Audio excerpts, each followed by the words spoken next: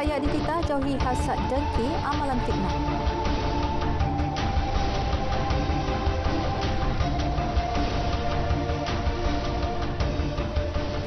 Assalamualaikum dan salam Malaysia Madani.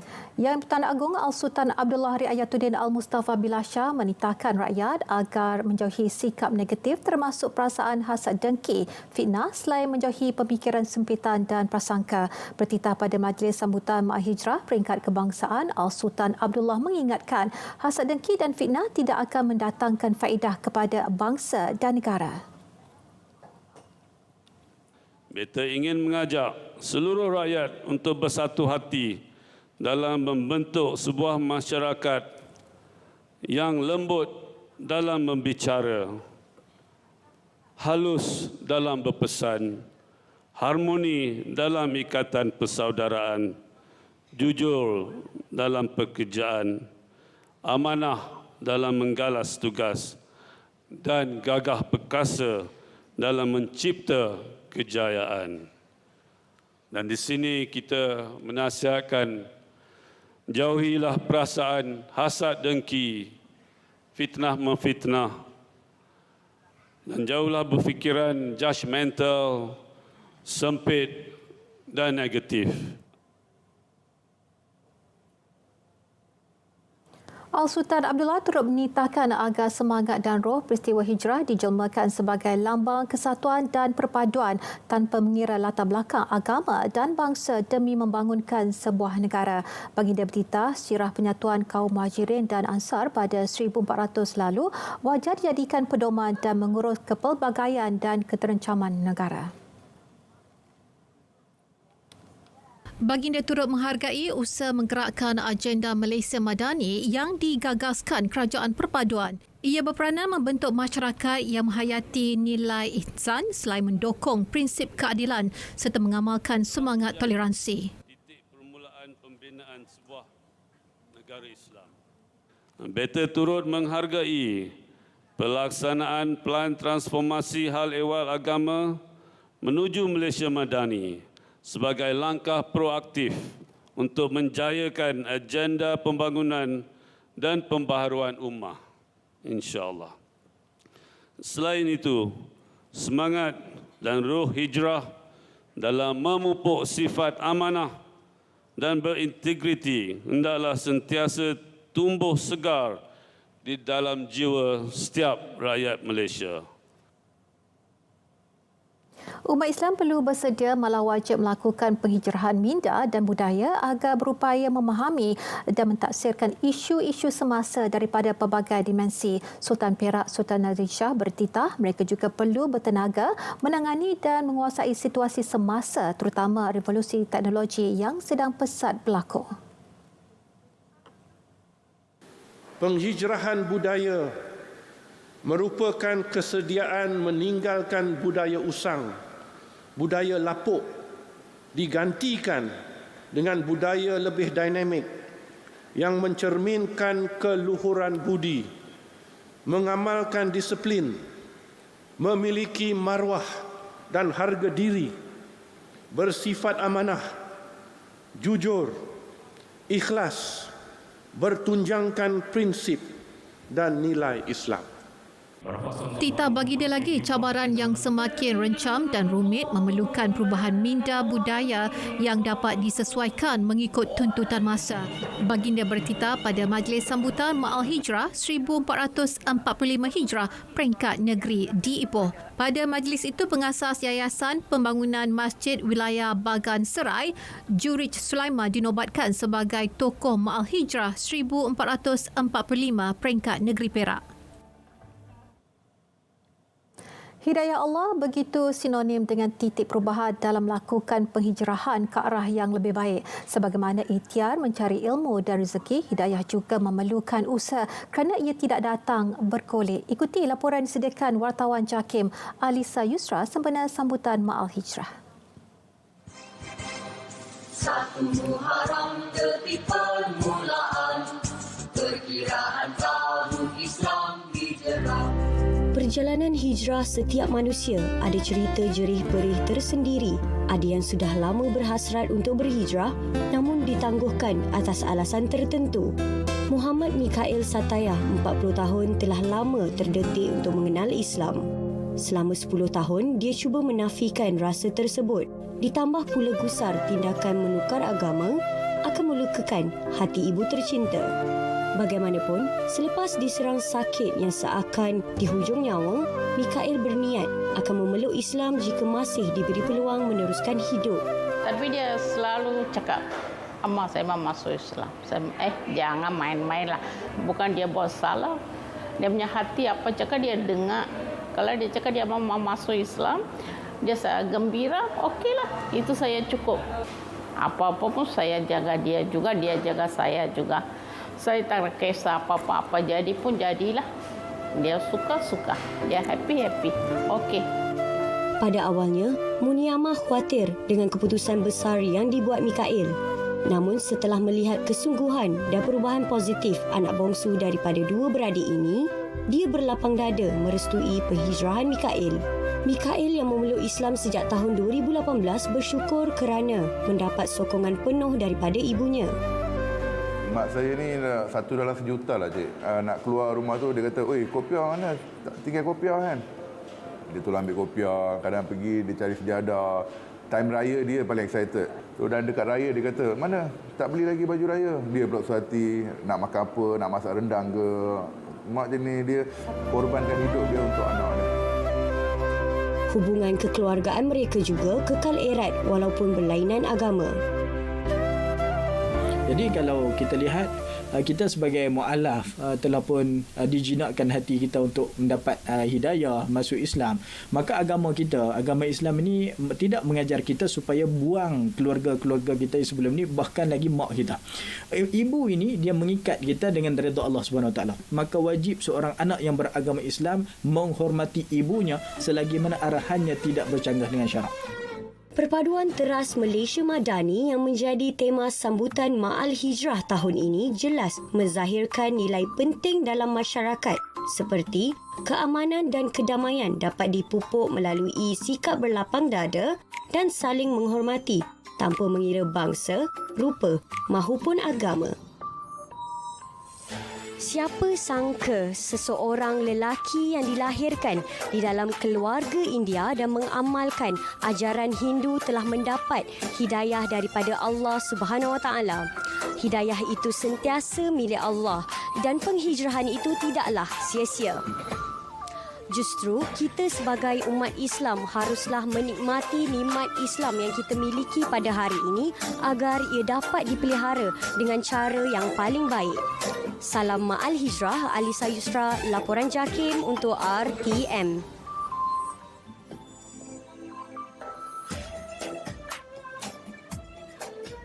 Baik, ini pula usaha JAKIM menyebar luas kepentingan mempelajari ilmu falak kepada masyarakat. Pelbagai program libatkan ilmu falak bersama Persatuan Falak Syari'i dan juga institusi pengajian tinggi sedang dirangka.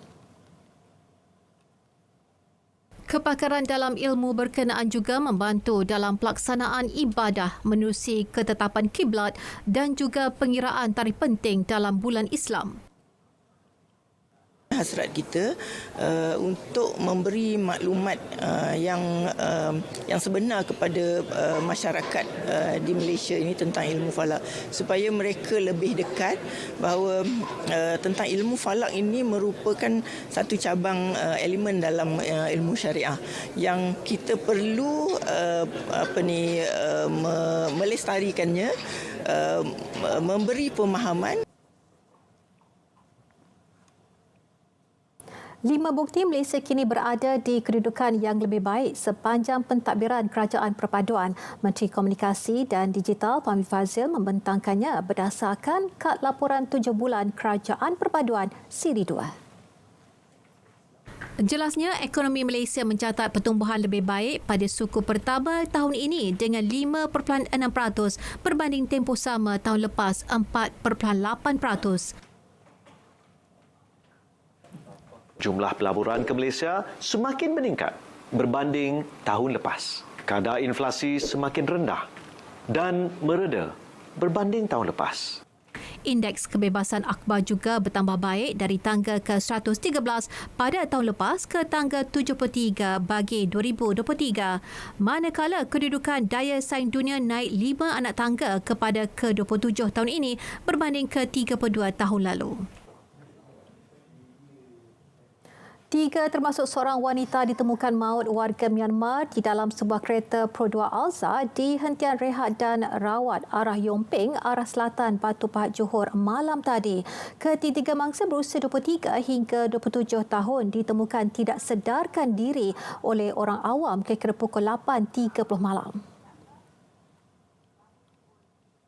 Mereka dikatakan meminjam kereta daripada rakan di Johor Bahru dan berhenti rehat serta tidur di hentian itu selepas melakukan perjalanan dari Genting Highlands ke Pasir Gudang.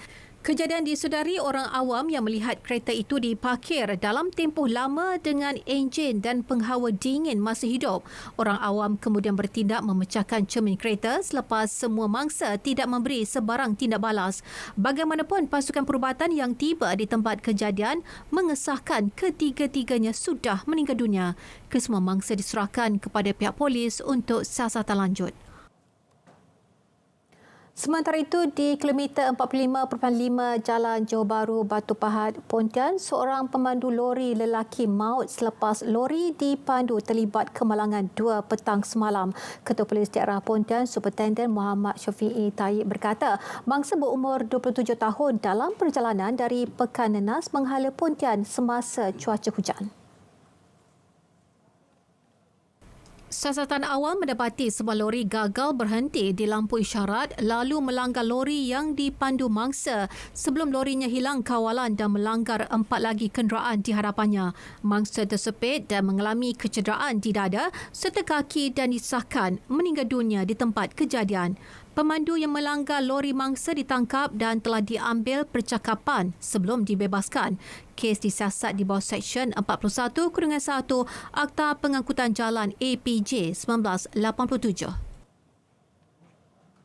KARA memantapkan pengurusan bencana dan persediaan menghadapi perubahan cuaca luar jangka. 6 peraturan tetap operasi PTO baharu bakal dikeluarkan Agensi Pengurusan Bencana Negara NADMA. Antaranya meliputi komunikasi bencana, bencana nuklear dan radiologi, bantuan kemanusiaan di peringkat antarabangsa serta bencana tanah runtuh. Kini draft berkenaan telah dibuat. Jadi PTO ini juga perlu untuk kita libatkan academician, NGO. We have NGO civil society yang contohnya yang terlibat dengan teknikal. Kita ada Persatuan Jurutera contohnya. Technologies Board pun ada. Jadi sebelum kita keluarkan ada lebih baik we go one round untuk lengkapkan dengan mendapatkan pandangan daripada expert dan juga stakeholders yang mempunyai kepakaran dalam pengkhususan yang terlibat. Sebelum ini, NADMA telah mengeluarkan 7 PTO iaitu banjir dan siklon tropika, industri, jerebu, petrokimia, gempa bumi, tsunami serta kemarau. Dari Pulau Pinang, Kembara Merdeka Jalur Gemilang KMJG 2023 meneruskan siri penjelajahan ke Kedah menggunakan laluan laut. Majlis simbolik penyerahan Jalur Gemilang berlangsung di Pasar Bisik, Kuala Muda. Jalur Gemilang diserah daripada Pengarah Jabatan Penerangan Pulau Pinang, Sabri Said, kepada Penolong Pengarah Jabatan Penerangan Kedah, Aidatul Shima Cik Hassan. Keunikan pada tahun ini adalah menaiki melalui jalan jalan laut kan. Okey. Tahun lepas kita di Jambatan Merdeka, ya. Tahun ini kita sambut macam ni sebab nak bagi kelainan lah. Tahun lepas kita buat sana, tahun ini kita ambil di sini pula lah, di Pasar Bisik ni. Ini adalah kali pertama lah Jabatan Penerangan membuat sambutan Jalur Gemilang di Pasar Bisik. konvoi KMJG 2023 peringkat negeri Kedah disertai 70 orang melibatkan 38 kenderaan. Ia akan berakhir di Baling dengan penyerahan jalur gemilang kepada Jabatan Penerangan Negeri Perak. Sepanjang konvoi, lebih 200 jalur gemilang diedarkan kepada orang ramai bagi menyemarakkan semangat patriotisme. Orang ramai mengambil peluang menyertai Hari Bertemu Pelanggan Jabatan Immigration bagi mengetahui perkhidmatan yang ditawarkan jabatan itu, antaranya perkhidmatan berkaitan urus niaga serta penerangan permohonan dokumentasi melibatkan immigration secara lebih dekat. Ketua Pengarah Immigration Datuk Ruslin Jusoh memaklumkan sesi itu dibuka hingga 21 Julai. Kaunter urus niaga utama seperti bahagian pasport, visa dan pekerja asing juga disediakan. Program berlangsung pada pukul 9 pagi hingga 5 petang turut menyediakan reruai pameran daripada pelbagai agensi kerajaan dan NGO. Program pendidikan dan latihan teknikal dan vokasional TVET tidak hanya memfokuskan kepada pelajar lepasan sekolah menengah. Mahasiswa yang tamat pengajian di institusi pengajian tinggi IPT juga boleh menyambung pengajian mereka dalam bidang berkenaan bagi menambah kemahiran dan kepakaran masing-masing.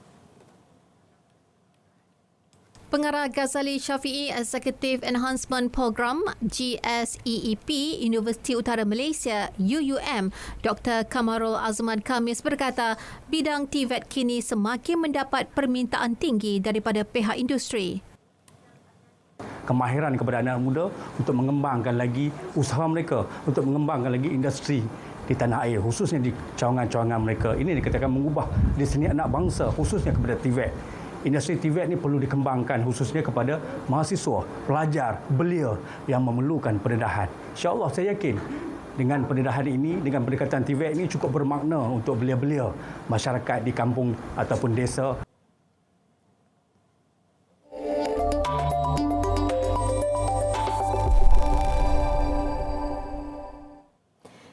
Asia Super App memperkenalkan 3 inisiatif sebagai sebahagian daripada sokongannya terhadap inisiatif Payung Rahmah termasuk promosi tambang RM1 bagi Asia Ride. Promosi membabitkan 5 kawasan tumpuan utama Putrajaya dan Cyberjaya, Bukit Bintang, Bandar Sunway, Bangsal South serta Monkera. The mechanism of it is anything less than RM5 will be one. So typically for RM5 we can get up to around 7 or 8 kilometers max. But apart from this RM1, actually throughout this period for Rahmah Ride, we also will put in at a certain time, certain day, a RM3 or RM2 promo as well. Bagi setiap tempahan RM1 Asia Ride, pelanggan diberi peluang untuk menebus pakej Rahmah, Ride, Fly and Stay dengan potongan harga RM50 untuk tempahan hotel dan penerbangan melalui platform OTA. Pelancaran inisiatif tersebut dilancarkan Menteri Perdagangan Dalam Negeri dan Kos Sara Hidup Datuk Seri Salahuddin Ayub. Turut hadir Ketua Pegawai Eksekutif Capital A Tan Sri Tony Fernandes. Suruhanjaya Security SC mengemas kini senarai peringatan pelaburnya dengan menambah 5 entiti klon berpotensi dan 2 laman web tanpa kebenaran. Entiti klon berpotensi itu ialah WIA Invest 615, HSBC Bank Investment 24, Tengku Idris FX, UOB Trade dan Infinity Prosperous No. Berhad. Manakala 2 laman web tanpa kebenaran itu ialah Tungtak dan Malaysia Money Changer. SC menerusi hantaran di laman media sosial yang mengingatkan orang ramai agar sentiasa menyemak dahulu sebelum membuat sebarang pelaburan. Untuk senarai dan butiran terperinci mengenai pelaburan yang tidak dibenarkan, layari laman web SC di www.sc.com.my/investor alert.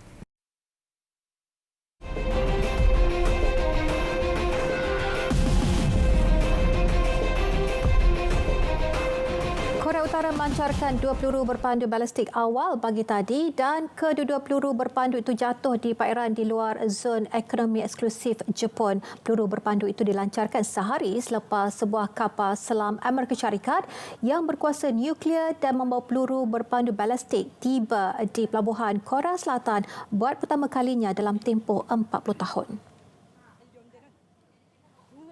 Peluru berpandu pertama mencapai ketinggian 50 km dan bergerak sejauh 550 km, sementara peluru berpandu kedua terbang setinggi 50 km dan meluncur sejauh 600 km. Ketua terus bersama Korea Selatan mengutuk sekeras-kerasnya pelancaran peluru berpandu itu yang dibuat secara berturut-turut itu. Pihak tentera Amerika sedar mengenai pelancaran peluru berpandu itu dan sedang berunding dengan sekutu dan rakan kongsinya.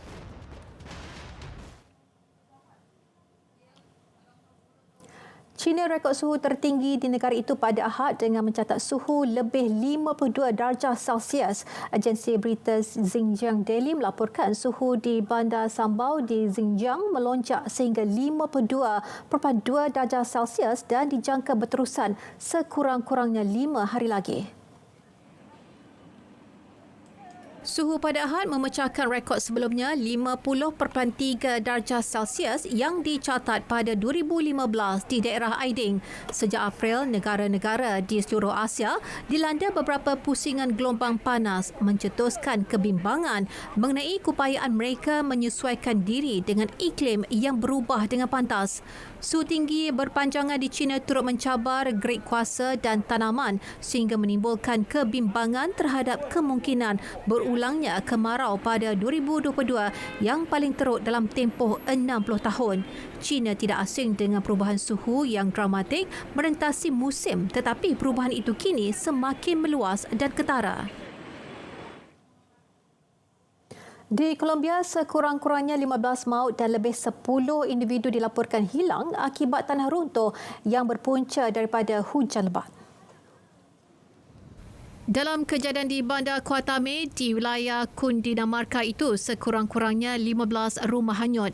Menurut Datuk Bandar Camilo Parado, pasukan penyelamat telah menemukan beberapa mayat termasuk seorang kanak-kanak. Tanah runtuh itu turut memusnahkan sebuah jambatan bertol menyebabkan penutupan menyeluruh jalan raya Llano yang menghubungkan Bogota dengan Bandar Villavicencio. Hari ini akan berlangsung pusingan kedua pengundian calon Perdana Menteri Thailand ke-30 di sidang Parlimen negara itu. Semalam, calon Pita Limjaroenrat mendapat sokongan daripada gabungan 8 parti untuk dicalonkan semula pada pusingan kedua pengundian. Bagaimanapun, ini mungkin menjadi percubaan terakhir Pita untuk memenangi jawatan tertinggi di Thailand untuk menggantikan Prayut Chan-o-cha. Ini kerana Pita sebelum ini mengumumkan beliau akan memberi laluan kepada parti kedua terbesar dalam gabungan Pheu Thai Party jika gagal memperoleh sokongan yang diperlukan buat kali kedua. Pheu Thai memenangi 141 kerusi dalam pilihan raya itu dengan calon Perdana Menterinya termasuk Paitong Tat Shinawat, anak perempuan bekas Perdana Menteri Thaksin Shinawat dan Taikun Hartana Srettha Thavisin. Seperti sebelum ini, Dewan akan mula mengundi pada jam 4 petang waktu tempatan dengan sidang dipengerusikan Speaker Wan Muhammad Nur Mata.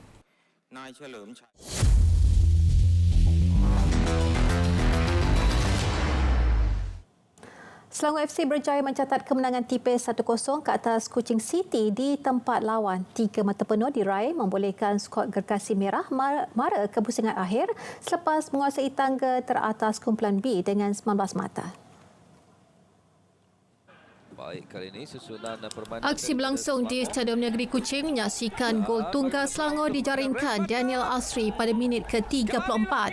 Peluang terbaik Kuching City menyamakan kedudukan hadir menerusi 2 sepakan percuma yang cemerlang diselamatkan penjaga gol Selangor. Sementara itu, pertembungan Seri Pahang FC berdepan Kuala Lumpur City Extension di Stadium Darul Makmur berakhir tanpa sebarang jaringan. Keputusan seri ini bagaimanapun tidak menghalang kedua-dua pasukan mengiringi Selangor mengesahkan tempat lebih awal ke pusingan akhir. Negeri Sembilan dan Perak FC 2 bakal berentap merebut baki satu lagi slot dalam aksi terakhir kumpulan B hujung minggu ini. 8 pasukan terbaik kumpulan A dan B bakal bersaing dalam peringkat seterusnya pada 1 Ogos mengikut format Liga 1 Pusingan. 2 pasukan teratas bakal mara ke perlawanan akhir yang dijangka berlangsung pada 5 November. Pemain beregu utama wanita negara Perlitan kini memegang rekod dunia Guinness dengan pukulan smash paling laju. Beliau mengukir namanya di dalam buku rekod dunia itu untuk kategori pukulan badminton terpantas wanita dengan kelajuan 438 km sejam. Perkara itu disahkan Persekutuan Badminton Dunia BWF dalam halaman media sosialnya semalam. Rekod itu dicapai di sebuah gimnasium kilang Yonex di Saitama, Jepun pada 14 April lepas dan disahkan oleh hakim-hakim rekod dunia Guinness. Pukulan smash pemain berusia 23 tahun dari Kedah itu lebih laju daripada rekod kelajuan kereta Formula 1 F1 iaitu pada 372.6 km sejam. Perli yang bergandingan dengan MT Nakini berada di ranking ke-11 dunia.